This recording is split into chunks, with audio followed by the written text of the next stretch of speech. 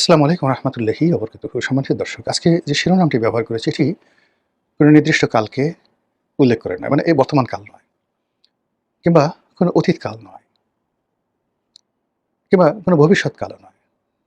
এটি হলো ক্ষমতার পালা পরিবর্তন হলে কী কী লক্ষণ ফুটে ওঠে প্রকৃতিতে যখন পরিবর্তন আসে।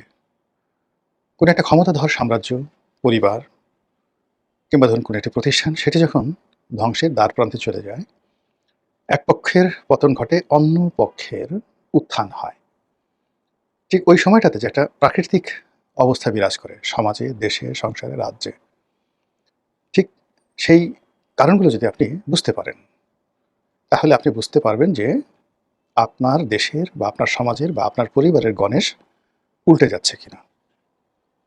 আবার প্রকৃতিতে এমন সব ঘটনাগুলো ঘটে, যে ঘটনাগুলো দেখলে আপনি বুঝতে পারবেন যে আমাদের জাতীয় উত্থান, শ্রেষ্ঠত্ব এবং আমাদের জাতীয় উন্নতি, এগুলো চরম পর্যায়ে পৌঁছে যাবে। সব মিলিয়ে এই প্রাকৃতিক বিষয়গুলো আলোচনা করব, যাতে করে আপনি নিজেই বুঝতে পারবেন যে বর্তমান যে সময়, চলমান যে সময়, এই সময়টি যারা এখন বিএনপিতে সরকার চালাচ্ছে তাদের জন্য উপযুক্ত কিনা। আপনি বুঝতে পারবেন যে তারা দীর্ঘমেয়াদে কতদিন ক্ষমতায় থাকতে পারবেন, অথবা খুব দ্রুত তাদের যে ক্ষমতার যে ধারাবাহিকতা, এই জায়গাতে বিচ্ছেদ হবে কিনা। গণেশ উল্টে যাওয়া। গণেশ হিন্দুদের একটা দেবতা। এটার পেছনে একটা এই যে প্রবাদ প্রবচন, প্রবচনের প্রতিটি প্রবাদ এবং প্রবচন বাংলাদেশে যেগুলো আছে, এগুলোর পেছনে একটা লং হিস্ট্রি আছে। এত হিস্ট্রি, এগুলো বলতে গেলে আপনাদের ভালো লাগবে না। যেমন আমরা একটা সাধারণ শব্দ যদি বলি ধুরন্ধর। আপনি ধুরন্ধর কেন, কিভাবে এলো, এই কথা যদি আমি বলতে যাই, আমি অন্ততপক্ষে এট লিস্ট ১ ঘন্টা বলতে পারব। আমরা বলি যে এই লোকটি একটি জঘন্য। এই জঘন্য শব্দটি কোথা থেকে এলো? সেখানে জঘন, জ-ঘ-ন, জঘন, কিংবা জঙ্ঘা। তো জঙ্ঘা, জঘন্য এবং জঘন, এর সঙ্গে আমরা যে একজন ব্যক্তিকে বলি এই লোকটি একটি জঘন্য মানুষ, এটার সম্পর্কটা কি? তো এই ক্ষেত্রে এরকম যেমন প্রতিটি শব্দেরই অসংখ্য ব্যাখ্যা রয়েছে, তদ্রূপ এই গণেশ উল্টানোরও ব্যাখ্যা রয়েছে, যেটির একেবারে সহজ সরল বাংলা হলো, আপনি ক্ষমতায় আছেন, সেই ক্ষমতার যে চেয়ারটি এটি উল্টে গেছে। আপনি একটা ভালো ব্যবসা বাণিজ্য করছেন, ব্যবসার যে অপরচুনিটিসগুলো আছে সেগুলো বন্ধ হয়ে গেছে। আপনি একটু পরেই ফকির হয়ে যাবেন, দেউলিয়া হয়ে যাবেন। আপনার সংসার যাত্রা বা সংসারের যে শান্তি, এটি বিনষ্ট হবে। এই জিনিসগুলো যখন কম্বাইন্ডলি, সামগ্রিকভাবে মানুষ বাগধারার মতো করে বুঝাতে চায়, ঠিক সেই সময়টাতে এই গণেশ উল্টে যাচ্ছে, গণেশ উল্টে গেছে, বা গণেশ কবে উল্টাবে, এই শব্দগুলো ব্যবহার করা হয়। আমাদের এই আজকের ভিডিওতে আমরা বলার চেষ্টা করব রাজনীতির যে গণেশ, আমাদের সেই যে রাজনীতির গণেশ, এটা উল্টে গেছে কিনা। ২ নম্বর হলো যে আমাদের ক্ষমতার গণেশ, এটা উল্টে যাবে কিনা। ৩ নম্বর হলো আমাদের যে চিন্তা এবং চেতনার যে গণেশ, এই চিন্তা চেতনার গণেশগুলো উল্টে যাচ্ছে কিনা বা গেছে কিনা।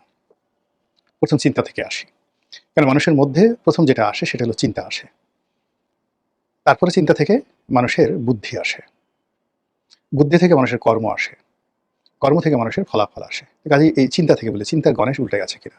ইয়েস, আমাদের চিন্তার গণেশ উল্টে গেছে। কখন থেকে উল্টে গেছে? ডক্টর মোহাম্মদ ইউনূসের জমানার প্রথম ৩ মাস পরে আমাদের চিন্তার গণেশ উল্টে গেছে।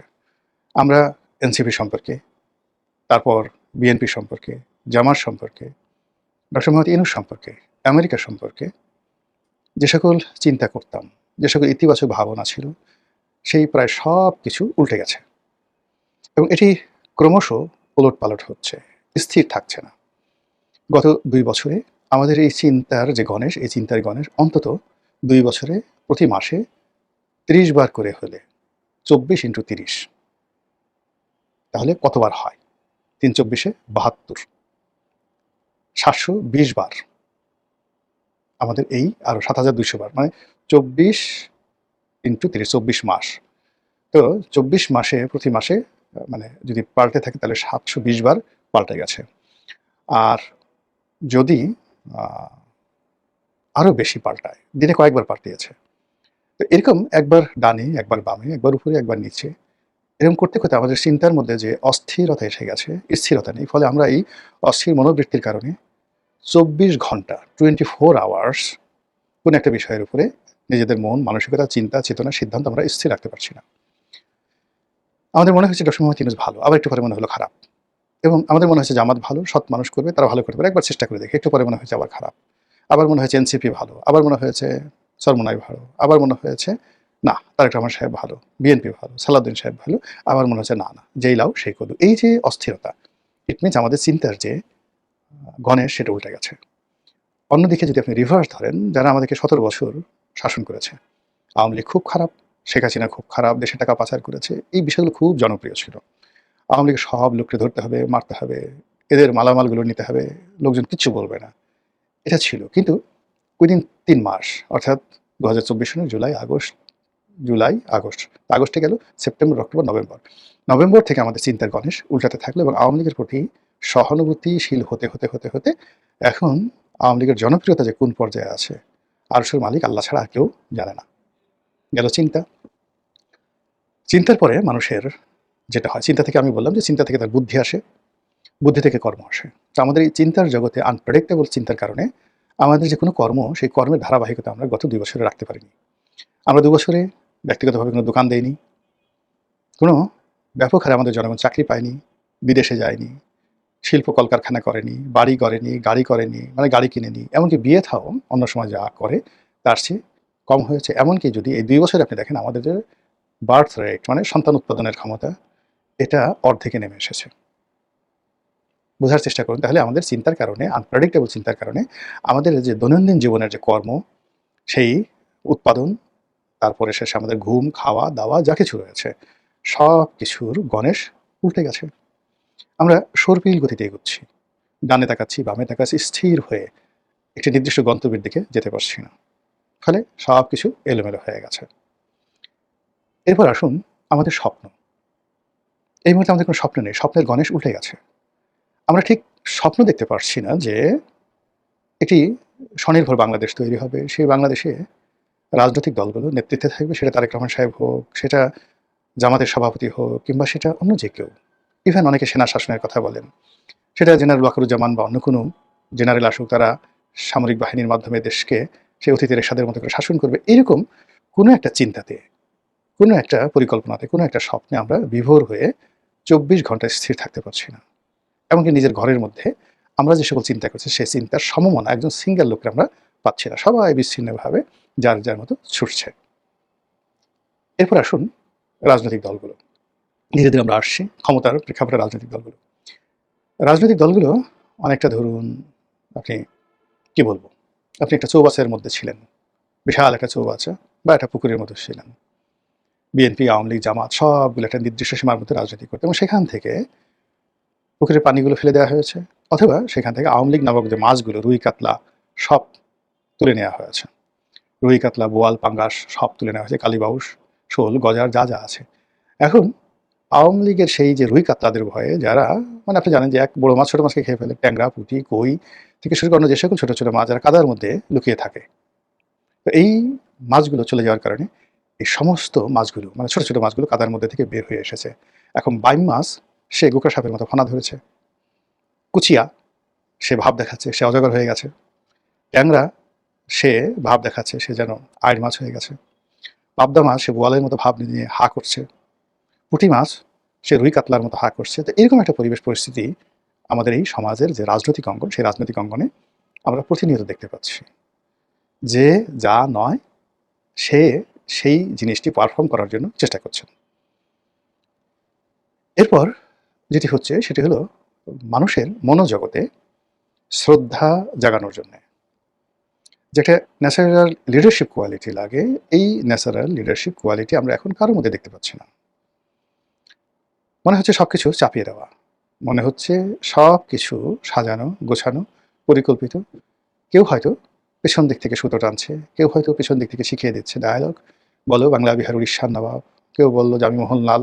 এরকম মানে এই রাজনীতির অঙ্গনে যে ভাষাগুলো ব্যবহৃত হচ্ছে, যে ঘটনাগুলো দেখা হচ্ছে, মনে হচ্ছে একটি রঙ্গমঞ্চ, যেটির জন্য একটা নির্দিষ্ট ডায়ালগ আছে, পাত্রপাত্রী আছে, এই কাজ করবে, এরকম একটা দৃশ্য আমাদের মনে হচ্ছে। আর এই মনে থাকার ফলে আমাদের যা হয়, সারা রাত জেগে আমরা যাত্রা গান দেখি, নাটক দেখি, সিনেমা দেখি, আর ওখান থেকে বের হয়ে আসার পর মুহূর্তের মধ্যে আমরা ভুলে যাই এবং আমরা আমাদের জীবনযুদ্ধে ঝাঁপিয়ে পড়ি। তো আমাদের এই রাজনৈতিক অঙ্গনে প্রায় প্রতিদিনই যা কিছু ঘটছে আমরা যখন দেখছি বিমোহিত হচ্ছি, বিরহ বেদনায় কাতরাচ্ছি, কখনো রাগ হচ্ছি, বিরক্ত হচ্ছি, কখনো ক্ষেপে যাচ্ছি। আবার সেই দৃশ্যের বাইরে এসে জীবন যুদ্ধের যে সকল উপকরণ রয়েছে সেগুলো দ্বারা মারাত্মকভাবে আমরা ক্ষতিগ্রস্ত হচ্ছি। এই হলো রাজনৈতিক অঙ্গন। ক্ষমতার একটা সার্বভৌমত্ব থাকে। ক্ষমতার একটা প্রাকৃতিক বৈশিষ্ট্য থাকে। ক্ষমতাবানরা কখনো ক্ষমতা দেখিয়ে, ক্ষমতা প্রয়োগ করে নিজেদেরকে জীবনে কখনো ক্ষমতাধর প্রমাণ করতে পারেনি। এটা একটা প্রাকৃতিক বৈশিষ্ট্য। যেমন ধরুন একটা বাঘ, একটা গোখরা সাপ, একটি সিংহ, একটি জিরাফ, একটি হাতি। এদের আকার, আকৃতি, শারীরিক গঠন, হুঙ্কার সবকিছু দেখেই আপনি এদের ক্ষমতা এবং এদের কর্তৃত্ব বুঝতে পারবেন। ফলে হাতির কাছে কখনো হায়না ফাজলামো করতে যায় না। আবারও বলছি, হাতির কাছে হায়না কখনো ফাজলামো করতে যায় না। বাঘের কাছে কুকুর, বন্য কুকুর, বন্য কেউ কখনো দোস্তি করতে যায় না। জেব্রার পায়ের কাছে, ধারের কাছে কখনো অন্য কোনো প্রাণী যায় না। পৃথিবীর সবচেয়ে শক্তিশালী লাথি জেব্রা দিতে পারে। এভাবে প্রতিটি ক্ষমতা, প্রকৃতির প্রতিটি ক্ষমতা আল্লাহ রাব্বুল আলামিন এমনভাবে তার সৃষ্টির মধ্যে ঢুকিয়ে দিয়েছেন, এটা কেউ কখনো প্রদর্শন করে না। কোনোদিন নেপোলিয়ন বোনাপার্ট বলেনি যে, "আমি নেপোলিয়ন বোনাপার্ট, আমি জুলিয়াস সিজার, আমি সেই কি বলবো আলেকজান্ডার দ্য গ্রেট, আমাকে মান্য করো, ভয় করো।" তারা যেখানে এসেছে সুনামির মতো এসেছে। তারা যেখানে গিয়েছে তছনছ করে দিয়েছে। তাদের উপস্থিতি, তারা আসবে এই বাতাস বলে দিয়েছে যে চেঙ্গিস খান আসছে, হালাকু খান আসছে, পৃথিবী কম্পন তৈরি হয়েছে। কিন্তু আপনি শাহেনশাহ, শাহেনশাহ আকবর, মাদ্দাজিল্লুহুল আলী, টিরিক্কার বাবা, হজরত তেনামিয়া, এখন আপনাদের মধ্যে তশরিফ আনবেন, তালিয়া বাজাও। এইভাবে বলে, কয়ে, দেখিয়ে, সানাই নহবতবাজি আপনি কাউকে নেতা বানাতে পারবেন না। নেতাকে দেখলেই আপনার মনে হবে যে এ এক অপূর্ব মানুষ। খুব ছোট খালি গায়ে ঘুরে মহাত্মা গান্ধী, খুব ছোট সাধারণ ভাষায় চলে জওহরলাল নেহেরু, কিংবা বঙ্গবন্ধু নেতাজি সুভাষচন্দ্র বোস, কিংবা ধরুন ইয়াসির আরাফাত অথবা নেলসন ম্যান্ডেলা। কোনো বক্তব্য দেওয়ার দরকার নেই। কোথাও গিয়ে দাঁড়ানোর সঙ্গে সঙ্গে মনে হবে নেতা এসেছেন, নেতা আছেন, নেতা থাকবেন এবং তার দিকে তাকিয়ে আমাদের জীবন চলবে। বর্তমান যে কাল, এরকম কয়জনকে দেখতে পেয়েছেন? কাকে দেখে মনে হয় আপনার বান্ধব? কাকে দেখে মনে হয় সে আপনার কথাগুলো বলছে? কাকে দেখে মনে হয় আপনার আপন? যদি সেটি থাকে ভালো, আর যদি না থাকে তাহলে এই যে রাজনীতির যে পদ এবং পদবিগুলোতে যাদেরকে দেখছেন, এটি স্থায়ী নয়, এটি আনপ্রেডিক্টেবল, এটি পরিবর্তনশীল এবং এত দ্রুত পরিবর্তনশীল যে ক্ষেত্রে আপনি যদি হঠাৎ করে একদিন বললেন বা একদিন দেখেন গণেশ উল্টে গেল, উল্টে গেছে, ঘুম থেকে উঠে দেখেন নতুন একটা পৃথিবী। এটি আশ্চর্য হওয়ার কিছু নাই। এর কারণ হলো সবকিছুই বেকারের মতো চলছে এবং চলবে। মহান আল্লাহ আমাদের সবাইকে হেদায়েত দান করুন এবং হেফাজত করুন। আসসালামু আলাইকুম ওয়া রাহমাতুল্লাহি ওয়া বারাকাতুহু।